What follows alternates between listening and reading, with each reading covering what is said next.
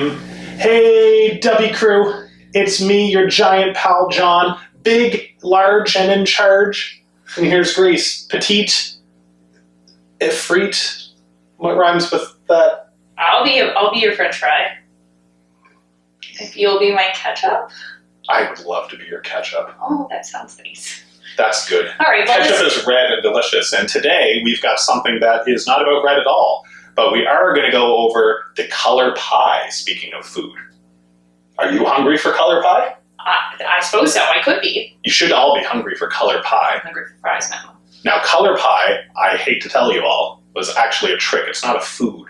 It's actually how Magic the Gathering cards are divided between the different 5 colors that actually take place within Magic the Gathering. Like on the back of the card? On the back of the card. In fact, we're going to pop one right up on the screen. Cover the whole screen. Boop, with the big card there. Okay.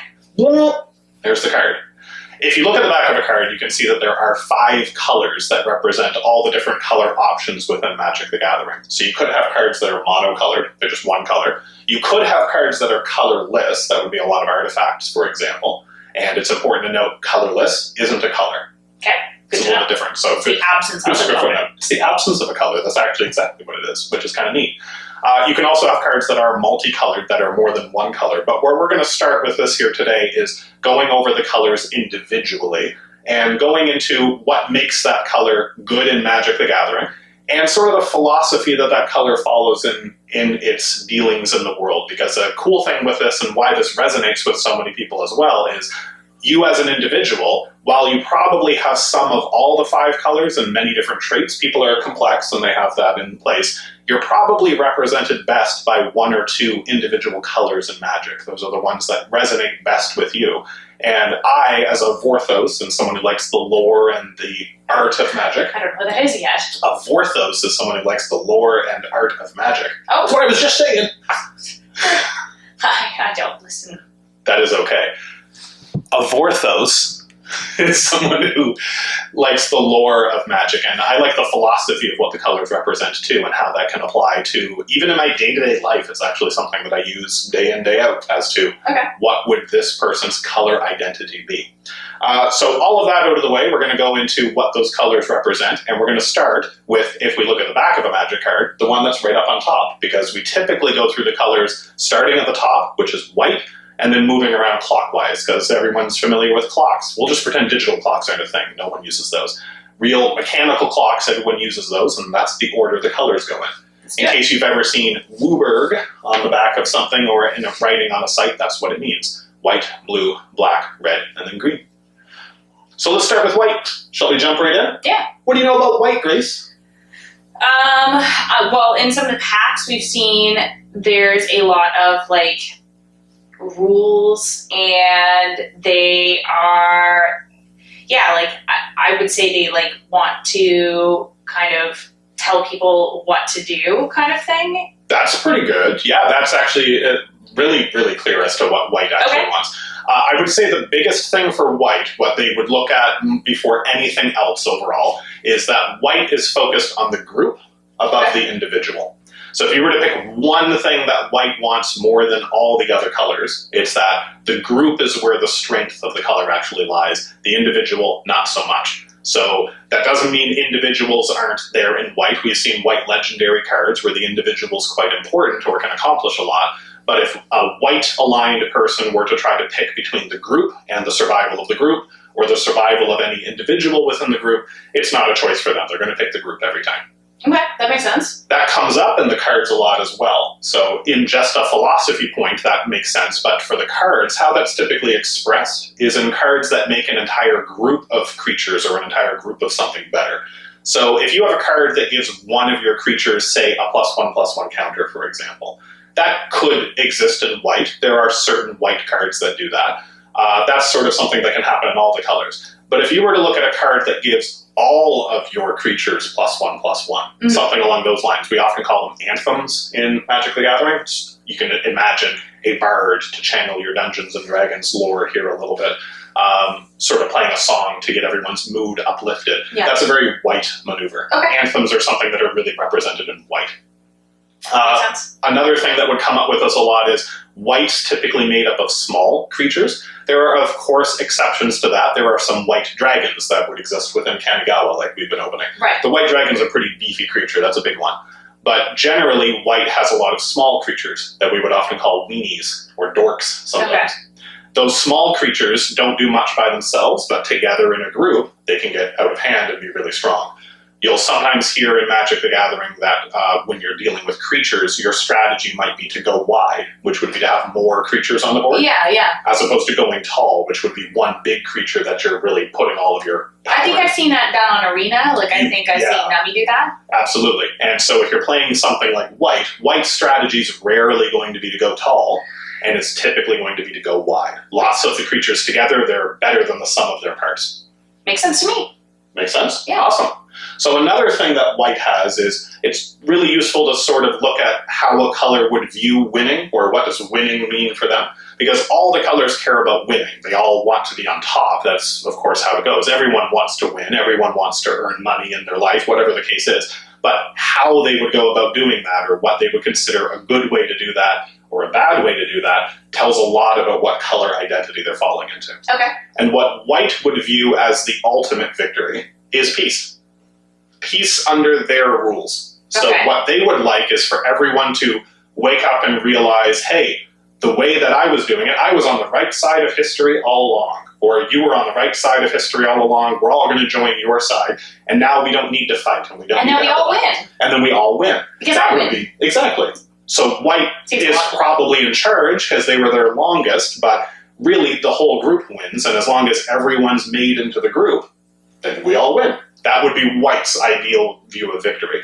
So peace, ironically enough, for a game that's based on a lot of battlefield fighting and things like that, is kind of what white wants to get. But it's peace specifically through rules and laws that they're putting. Okay, so that's where I was getting what I was getting. Exactly. You'd mentioned the rules keeping, and that's a huge part of white. White is the king of making rules and laws and saying, we're all going to play the game, we're all going to have fun, but we're going to have fun on my terms. We're going to do it the way that I say is the best way to do it, which incidentally is probably the way that gives me the best advantage. That's what a white player would say. The way this is expressed in cards, typically, is by having a lot of taxing and symmetric rule-setting effects. So I'll go into those because they're a little bit different. Taxing effects would be, I'm not going to prevent you from doing something, but I am going to say that you have to pay a penalty because you wanted to do it. A common one for white would be, since they want peace, oh sure, you can totally attack me with your creatures if you'd like. Not a problem at all. You're just going to have to pay an extra mana every time you want to do it. It's a good disincentive. Oh, and you're also going to have to pay an extra mana for every creature you want to attack with. Ah. That makes it a bit more challenging. They'll keep stacking those types of things up to say, by all means, play the game you want to. It's just going to be really expensive for you to do that. Maybe you'll have to pay life to do it. Maybe you'll have to put your creatures at risk to do it. It's your choice. It's your choice, yeah. totally. It's just a disincentive, I guess, that we're going to have in place here. It's a tax. And those cards are typically called cards with a taxing effect. All right, fair enough. You then also have a lot of symmetry and rule setting. So they might have rules that are very extreme. For example, there would be a white card that could say, everyone's only allowed to draw one card per turn. White's notoriously bad at drawing cards, although that's changed a lot in the recent years. We can go into that in the future, but notoriously bad at drawing cards compared to the other colors. So a white way around that is to say, you know what, I'm not as good at this. How about none of us draw more than one card a turn? And it's fair because it affects me too. I also can't draw more than one card a turn. It's symmetric. But We're all gonna follow this. you made your deck for that, so I guess it's not Well, really, that's a different problem, though. Fair.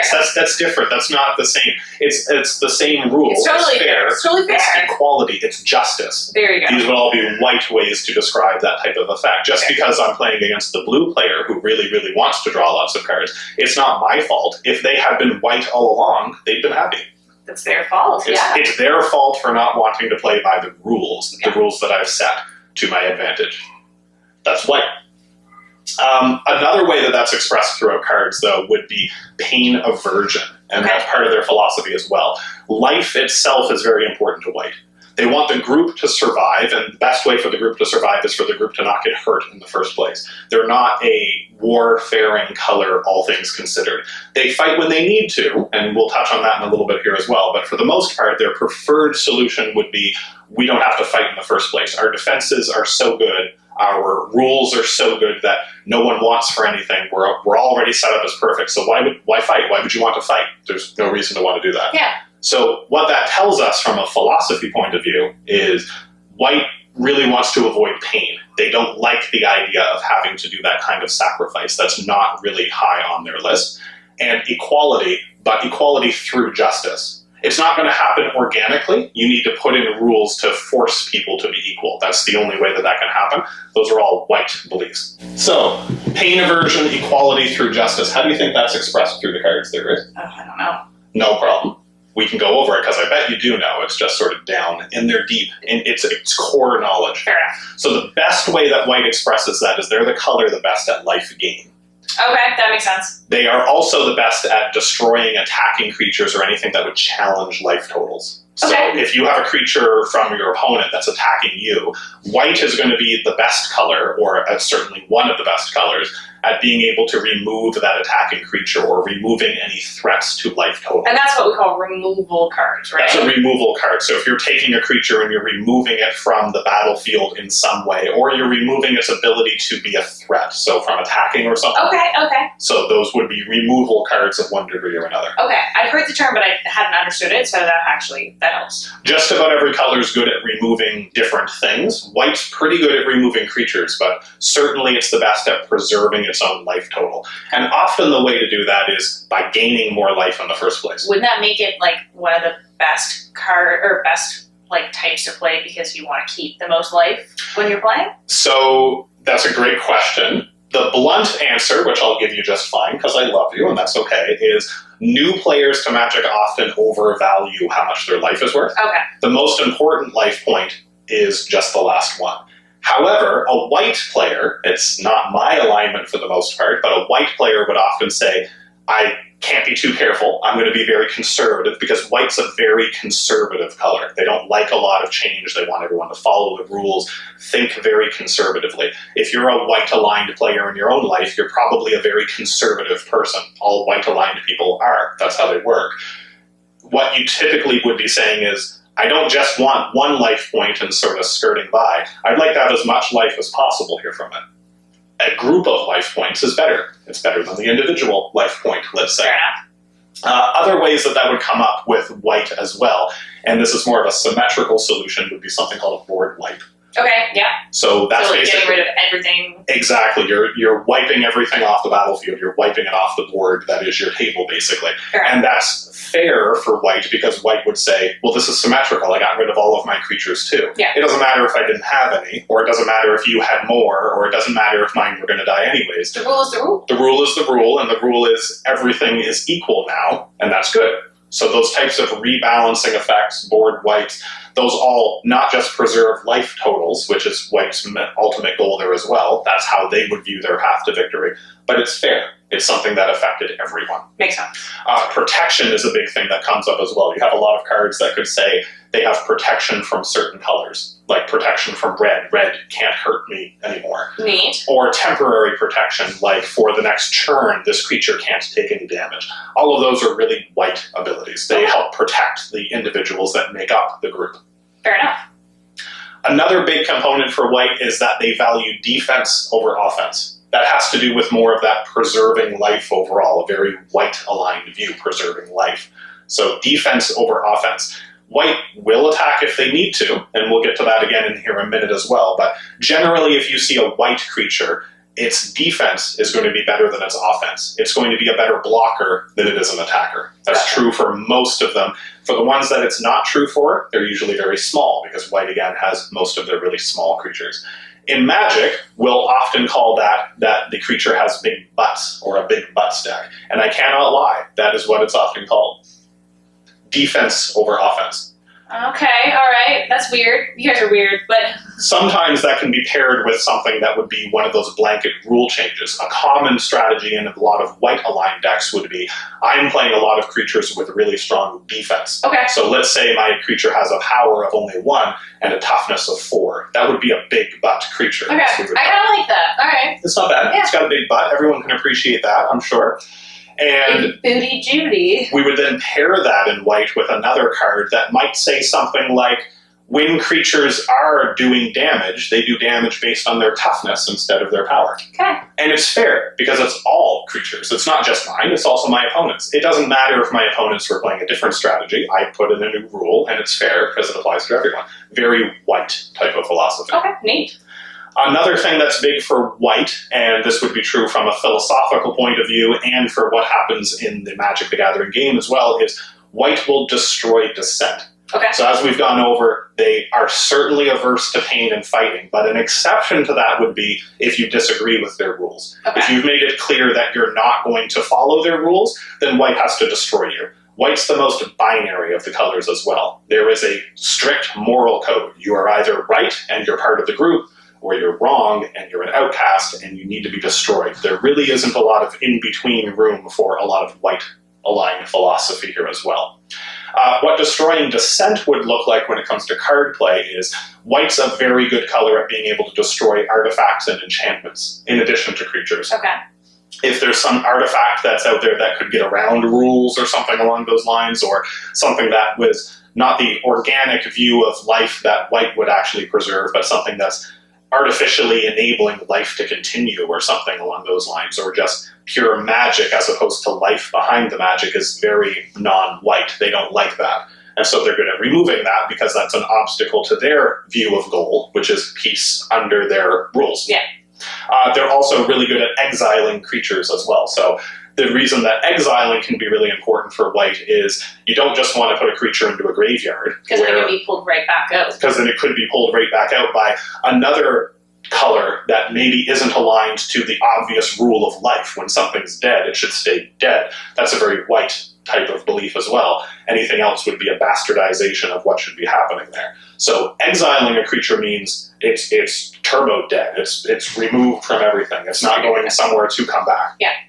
Another way that this is enabled throughout the cards is white's good at churning off the abilities of cards.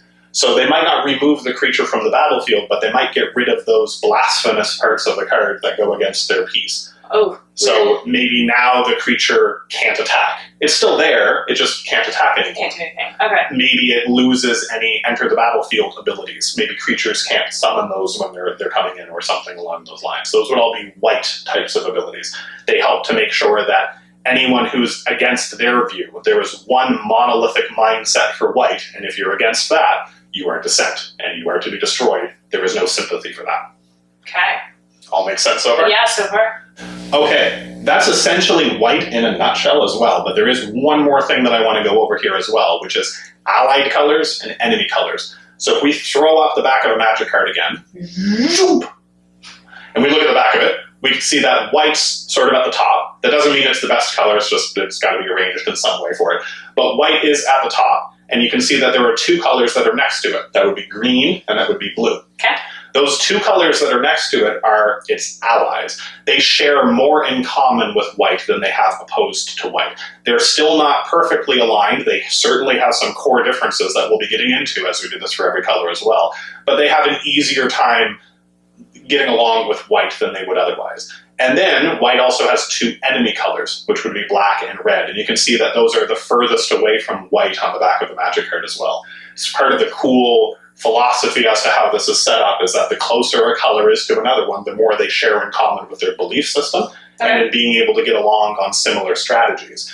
That doesn't mean that when you're playing your Magic the Gathering cards that you should worry about keeping white cards and red cards apart. They can work very, very well together, but their goals are typically on complete opposite ends of the field. And I did want to cover what those goals are a little bit there as well. So green gets along with white very well. And the main reason for that is green and white share a complete respect for life. Yeah. Exactly. Green is the color that represents life a lot, and white gets along with that very well. White wants life under its rules. Green is not so big on the rules necessarily, but they can both value life, so they have a lot in common. Fair enough.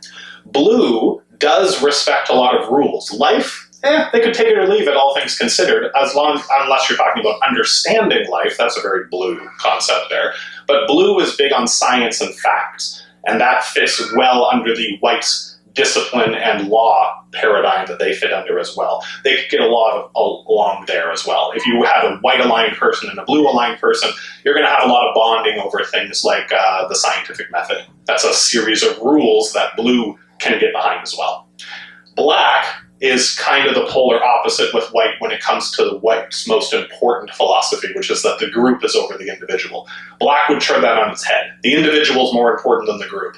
Doesn't mean black-aligned people can't get along, but if push comes to shove, they're going to be selfish, and white would be selfless. It's going to be a pretty big clash point. They often are going to be just at complete polar opposites for that. And then red is just too impulsive. Red is too passionate and fiery as to what's going on, pun intended for any red players as well. They're just too fiery for it. Since they're too impulsive for it, the law and order that white would represent, those two clash a lot as well. So that is white in a nutshell. We've gone over its allies, we've gone over its enemies. Anything else that you'd want to cover there, Grace? No, but I will say I'm really looking forward to seeing what I guess I align with, because I don't know, like I like some elements of white, but it doesn't quite feel like it fits. Knowing you, I'm not that surprised. I don't think either of us are super white aligned, but that's okay if you are. We'd love to hear from you as well. If you find that you're a white aligned person, or if white is your mortal enemy, we'd love to hear about it in the comments. Or if you disagree with our perspective on what it really means. But if you think white means something other than what we said, first of all, you're wrong. You're wrong. But other than that, let us know in the comments, because I'd love to learn more about it there as well. Only one other request from you guys there as well. If you could like and subscribe the video, that'd mean a lot to us too. What do you think, Isaac? You want to say subscribe? No. Can you see DubbieDubbie crew? DubbieSubby crew? Well, if you could all join the DubbieDubbie Subby crew, it'd mean a lot to me and to my family. So we hope to see you there, and we'll get back to this series here as well fairly shortly, going over the next color, blue. Woohoo! Blue.